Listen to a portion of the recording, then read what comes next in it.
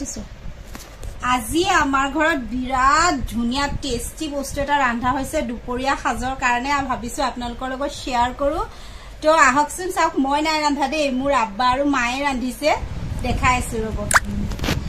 এয়া হৈছে কচুৰ টেঙা কচু শাক মানে তাৰ পাছত এয়া কণবিলাহী বুলি যে কয় সেয়া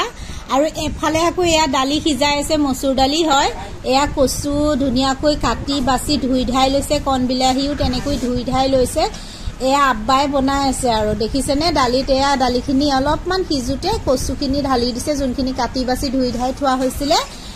আব্বাইও কৈ আছে চাওকচোন কি কচু টেঙা আজি বোলে কচু টেঙা খাব মন গৈছে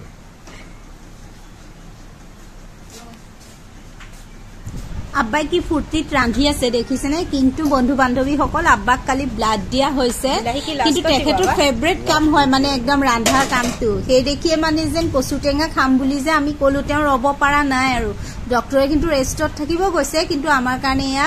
কচু দালি বনাইছে এখিনি বিলাহী আৰু ঢালি দিলে কচু পাতটো অলপ সিজিছে এখিনি নহৰু লৈছে তেল বাগাৰ দিব কাৰণে এয়া দেখিছেনে লাহে লাহে কচু শাক সব সিজি গৈছে আৰু উতল আহিছে দেখিয়ে খাও খাও লাগিছে মানে এফালে আকৌ আইৰাই আকৌ পাকঘৰত আমাক এন্টাৰটেইন কৰি থাকে এটো বোলে তাই হেলমেট মা উখা লব পাৰিছা চাও চাও আইৰা এটো তোমাৰ কেচুৱা এটো কেচুৱা লৈছে বাগাৰ দিব কাৰণে তাৰ পিছত এখিনি শুকান জলকীয়া দেখিছেনে আপোনালোকে নেভাবিব যে এই গুটেইখিনিয়ে আমি দিম মানে গুটেইখিনি এটো কাৰণে লৈছো আলু ভৰ্তা কৰি মাজি আলু পিটিকা মানে সেই দেখিয়ে আলু পিটিকা আৰু মানে এখিনি তেল মাৰিব কাৰণে একেলগে ভাজিছো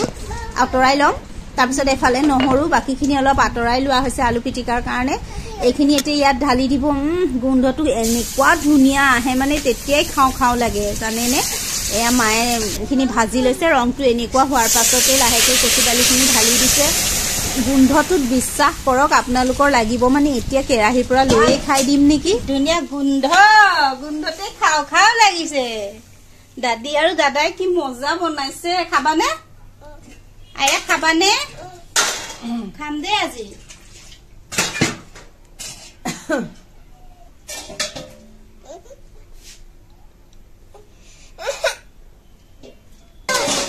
কাকা দেখি খাও খাও লাগিছে আহি যাও এয়া অথনি যে কচু দালি বনাইছিল দেখিছেনে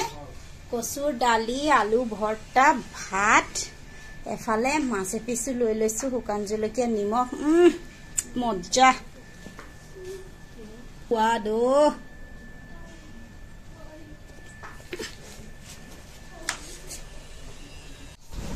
এয়া আকৌ এয়া খাবৰ কাৰণে বাচনখনত বাঢ়ি ললো থালখনতে ধুনিয়াকৈ আৰু এতিয়া খাম খাই বই থাকোতে খাই জাস্ট শেষ হৈছে কি বতাহ ধুমুহা আহিছে ও মা একে আপোনালোকৰ সেফালে আহিছে নে নাই নাজানো আমাৰ নগাঁৱৰ মিলনপুৰ হয় এখিনি জায়গা ইমান জোৰকে বতাহ ধুমুহা আহিছে জাস্ট ভাতকিটা খাই পাকঘৰৰ পৰা মোৰ ৰুমৰ ফালে আহিবই পৰা নাই জানেনে লাগি গ'ল একদম হোৱাদুৱা বহুত বতাহ দি আছে দেখিছেনে মই এটো ঘৰৰ পৰা হেতু ঘৰলে গৈ যাব পৰা নাই ছোৱালীক লৈ বহুত বতাহ দিছে এ চাওক লোৱা বতাহ দেখিছেনে আমি নগাঁৱৰ একে মাজমজিয়াত থাকো মিলনপুৰ দেখিছে বতাহে ভাতকিটা খাই উঠিছো বতাহৰ কি উৎপাত মা ভয়ানক বতাহ দিছে দেই আজি